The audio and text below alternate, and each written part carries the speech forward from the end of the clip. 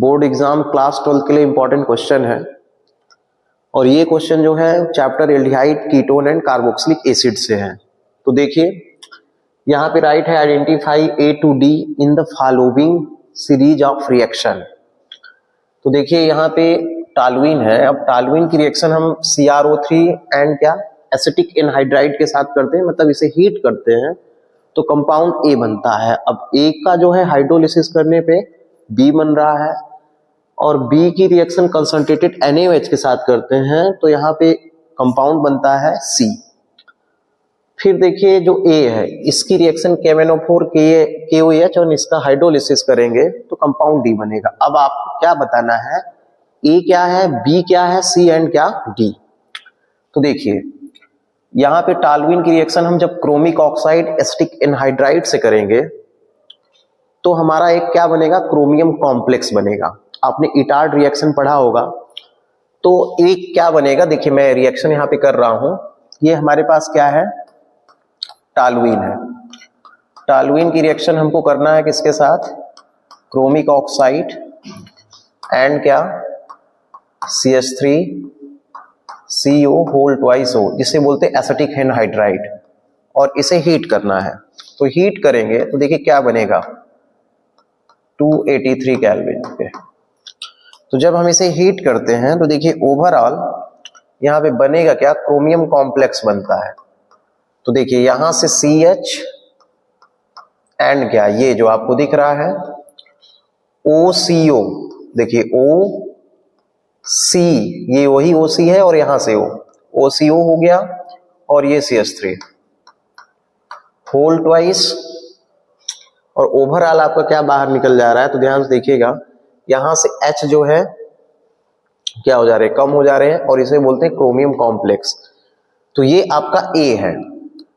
अब इसका further hydrolysis करेंगे तो जब हाइड्रोलिसिस करते हैं तो बेंजल्डिहाइड बनता है।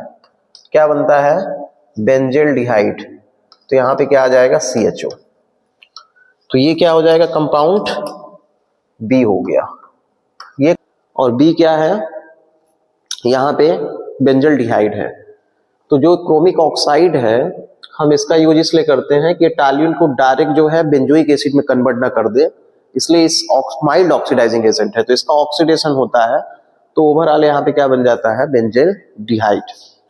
अब बी की रिएक्शन कराना है किसके साथ, ध्यान से देखिएगा कंसंट्रेटेड NaOH के साथ।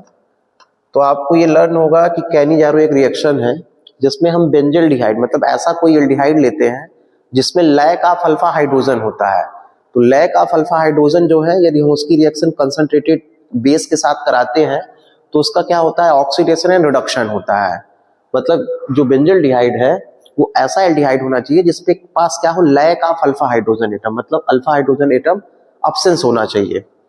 तो यहाँ पे अल्फा हाइड्रोजन नहीं है तो इसका क्या होगा, ऑक्सीडेशन भी होगा रिडक्शन भी होगा। मतलब ये रिएक्शन जो थी ये कौन सी है, कैनिजारो। तो कैनिजारो रिएक्शन में देखिए क्या बन जाएगा, यहाँ पे इसका यदि हम रिडक्शन कराएंगे तो देखिए रिडक्शन में अच्छा यहाँ पे देखिए एक कंपाउंड बना हुआ है COO Na बना है। तो मतलब ये क्या हो गया, इसका ऑक्सीडेशन। तो C आपको बताना है क्या है। तो इसका जब रिडक्शन कराएंगे तो देखिए एल्डिहाइड का रिडक्शन कराते हैं तो एडिशन आप क्या होता है, हाइड्रोजन, मतलब 1 हाइड्रोजन इस कार्बन को देंगे, 1 हाइड्रोजन इस ऑक्सीजन को।